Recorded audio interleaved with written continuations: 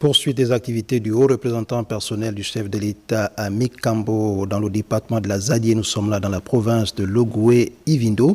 Pour cette fois, elle s'est rendue au centre de santé de la localité pour s'imprégner du fonctionnement de cet établissement, puis auprès des confessions religieuses pour porter un message de cohésion. Gaël Mbimbo-Koko, Justine Jana pour les détails.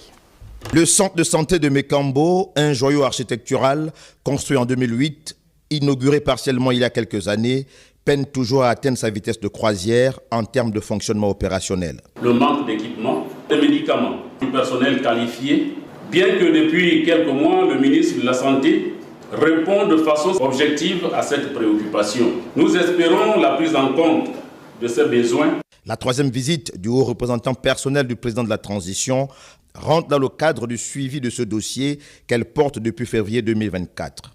Pour cette fois, elle s'est imprégnée des conditions de prise en charge des patients et du travail du personnel. 2 médecins régulièrement affectés par le ministre de la Santé en septembre dernier manqueraient à l'appel.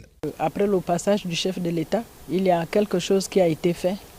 Les doléances lui avaient déjà été posées en ce temps-là. Il y a eu des dotations, il y a eu des affectations de personnel.